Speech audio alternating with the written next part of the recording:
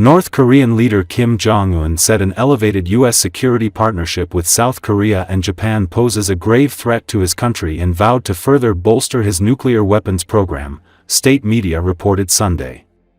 According to Assosicted Press, in a speech marking the 77th founding anniversary of the Korean People's Army on Saturday, Kim said the U.S. Japan-South Korea trilateral security partnership established under a U.S. plot to form a NATO-like regional military bloc is inviting military imbalance on the Korean peninsula and raising a grave challenge to the security environment of our state, according to the official Korean Central News Agency. Referring to a series of new plans for rapidly bolstering all deterrence including nuclear forces, he clarified once again the unshakable policy of more highly developing the nuclear forces, KCNA said. Amid stalled diplomacy with the US and South Korea in recent years, Kim has focused on enlarging and modernizing his arsenal of nuclear weapons. In response, the United States and South Korea have expanded their bilateral military exercises and trilateral training involving Japan. North Korea has lashed out at those drills, calling them rehearsals to invade the country. In his Saturday speech, Kim also reaffirmed that North Korea will invariably support and encourage the just cause of the Russian army and people to defend their sovereignty, security, and territorial integrity. Kim accused the U.S. of being behind the war machine which is stirring up the tragic situation of Ukraine. North Korea now marks two major army anniversaries. The February 8th anniversary has been revived in recent years. It is intended to mark the start of the North's conventional army in 1948. The other big military anniversary on April 25 marks a date when North Korea's official version of history says that former leader Kim Il-sung started a guerrilla force to fight Japanese occupation in 1932.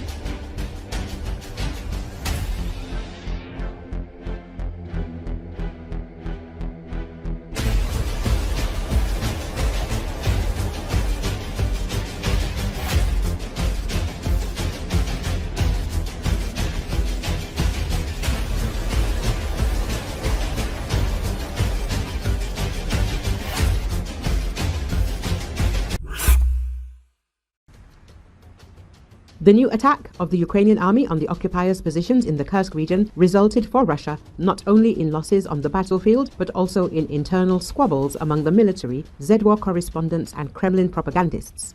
According to tradition, Kadirov's legendary special forces Akhmat were again unable to take part in the fighting. The main spokesman for the Russian Federation on the Battle of Kursk, Major General Abdi Alodinov, explained in his usual manner why his fighters were not at the epicenter of events. As always, he made excuses, saying that Akhmat was there, but somehow it turned out that Ukrainian troops outflanked them.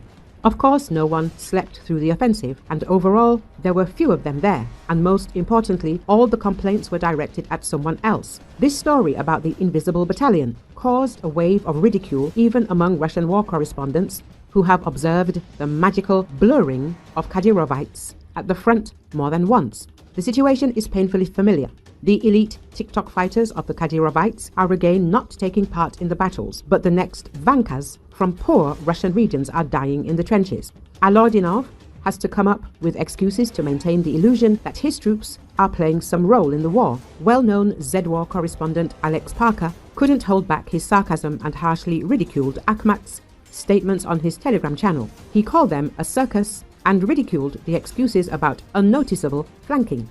Recall armed forces of Ukraine attacked the Russian province of Kursk, informed the Ministry of Defense of the Russia.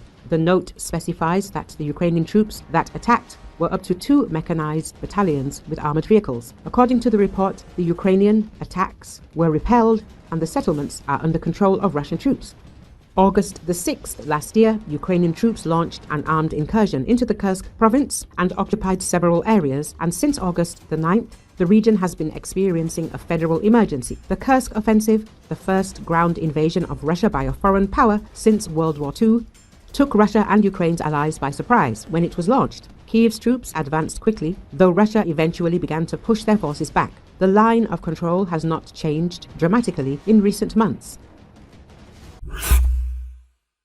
If any nuclear power plant produces energy, then energy comes out of it that can be used to make it work. That is, it produces and uses electrical energy due to this electric motor, which drives water and cools the so-called active reactor zone, which is very hot. And if there is no cooling, the water in those pipes will boil, turn into steam, and then a thermal explosion of this working zone can occur. That is a complete repetition of what happened at the Chernobyl nuclear power plant in 1986.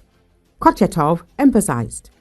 He added that this would result in a huge release of radioactive materials and radioactive dust into the atmosphere, contaminating a very large area. This is what IAEA Director Rafael Grossi is actually talking about, that if the substations are attacked, then a potential situation could arise where one of our nuclear power plants will be deprived of power and there will be a threat of such an internal thermal explosion, but such a probability is low, Kochetov emphasized.